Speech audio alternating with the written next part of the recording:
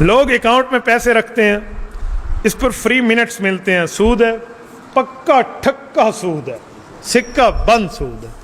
کیوں؟ جو پیسے رکھتے ہیں نا، پھر اس پر وہ انہیں منٹس دیتے ہیں، کچھ فیسلٹیز دیتے ہیں، بعد میں پیسے نکلوا سکتے ہیں۔ تو کل قرض جر نفع فہو ربا، قرضہ دے کر اس سے فائدہ لیتے رہو، فائدہ لیتے رہو، تو یہ فائدہ لینا سود ہے۔ آپ کو اس کے ساتھ پارٹنر تھوڑی ہے کہ آپ نے 2000 اسے جمع کرا دیے، تو کوئی فری منٹس آپ کے لیے جائز نہیں ہے، یہ سود ہے۔ جس نے کیا وہ اس پہ توبہ کرے، جتنے پیسے اس نے اس پر خرچ کیے تھے ان کے، یہ اسی کو اللہ کے راستے میں صدقہ کر دے، اس کی جان چھوٹ جائے گی۔ آج جمعہ نماز کے بعد ایک شخص میرے پاس آیا، مجھے کہتے ہیں استاد جی میں نے بینک کی جاب سے استعفیٰ دے دیا ہے۔ میں نے کہا مبارک۔ کہتے آپ مبارک دے رہے ہیں، ماموں جان میرے گلے میں فٹ ہو گیا۔ امی کو آ کر گلے دیتا ہے کہ اس کو کہو آ جائے بینک میں، میں یہ کام نہیں کرنا، میں حلال کام کرتا ہوں، تو میں کیا کروں؟ میں نے کہا اپنی والدہ محترمہ کو جا کر کہو کہ امی ناراض نہ ہونا۔ ایک بات کا جواب کہا جی، کہ امی اگر میں آپ کے ساتھ زنا کروں تو ماں ایسی آنکھیں کھولے گی، اسے کہنا سود کھانا تو 70 دفعہ ماں سے زنا کے مترادف ہے۔ تو اچھا آپ کا ماما، آپ کا بھائی، آپ کی عزت کا رکھوالا ہونا چاہیے آپ کا بھائی، وہ آپ کے پاس آ کر مجھ سے ایسے کام کی توقع رکھتے جو ماں سے زنا سے بڑھ کے ہو، یہ کام میں نہیں کر سکتا۔ بات کرنے کا انداز ہونا چاہیے نا۔ تو یہ سودی کام، میں نے کہا بھائی آپ دعا کریں انشاءاللہ اللہ آپ کو حلال مال میں وہ عزتیں دے گا جو حرام میں عزتیں نہیں ہوتی۔ حضور پاک صلی اللہ علیہ وسلم نے اذان کیوں نہیں دی؟ کون کہتے نہیں دی؟ کون کہتے نہیں دی؟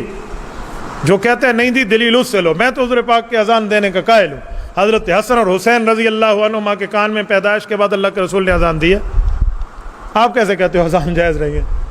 تو اذان دینا تو ثابت ہے۔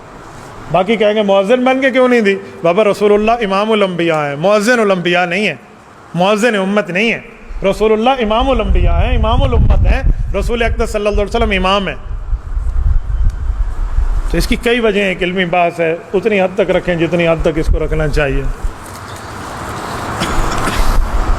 کفارہ قتل میں تداخل ہوتا ہے، یہ فقہ کی قدوری کی کلاس کا مسئلہ یہاں خانقاہ اجتماع کا نہیں ہے۔ آپ کلاس میں اپنے استاد سے سبق یاد نہیں کرتے اور استادوں والا سبق ادھر آ کر مجھ سے پوچھتے ہیں جابر بن حیان کا مجھے کوئی فارمولہ سمجھائیں۔ بھئی جابر بن حیان کا فارمولہ کیمسٹری کا آپ کو پروفیسر سمجھائے گا۔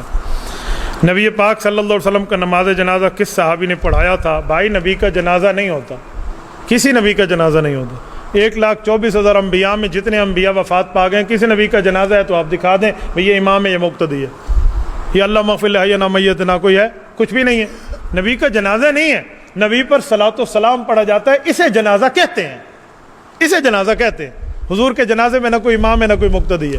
10 افراد آئے ہیں، کل میں حضور پاک پر صلاۃ و سلام پڑھا ہے، بڑوں نے، بوڑھوں نے، بچوں نے، خواتین نے، سب نے۔ یہودی عیسائی مسلمان بیت المقدس کے دعوے دار ہیں، ہمارا قبلہ رہ چکے ہیں، ہمیں ان کا حقدار بنایا جائے، کچھ وضاحت فرمائیں۔ یہودی تو یہ قبلہ چھوڑ گئے تھے، دیا تھا عیسائیوں کو، عیسائی اس کے بڑے بن گئے تھے، اور عیسائیوں نے کہا تھا ہماری تورات انجیل کہتی ہے جسے 16 پیوند 17 پیوند لنگے ہوں گے، رنگ اس کا گندمی ہوگا، چہرہ اس کا ایسا ہوگا، شکل اس کی ایسے ہوگی، قد بت یہ ہوگا، نام عمر ہوگا، والد کا نام خطاب ہوگا، اسے جا کر یہ بیت المقدس کی چابیاں دے دینا۔ حضرت عمر گئے، نام عمر تھا، والد کا نام خطاب تھا، گندمی رنگ تھا، داڑھی ویسے تھی، شکل مبارک ویسے تھا، اور 17 پیوند لگے ہوئے تھے۔ عیسائیوں نے سب کچھ دیکھا اور چابیاں حضرت عمر کے حوالے کر دی۔ جب تمہاری کتابیں کہتی ہیں بیت المقدس مسلمانوں کا ہے، تمہارے سارے دیندار کہہ رہے ہیں بیت المقدس مسلمانوں کا، تو تم کس نام کے نام لیوا اور دعوے دار بنے پھرے ہو؟ اجی ہمارا تو آرے وڈے ساکو دے گئے پچھلے اٹھی کرو تم، سبحان اللہ۔ یوں نہیں ہوتا بھائی، تم نے اپنے ہاتھوں سے دیا، جب تمہاری کتابوں نے کہا تو اب بات مانے نا۔ اب تو پھر امت مسلمہ کا، امت محمدیہ کا، آپ کو نئے نکل آئے ہیں۔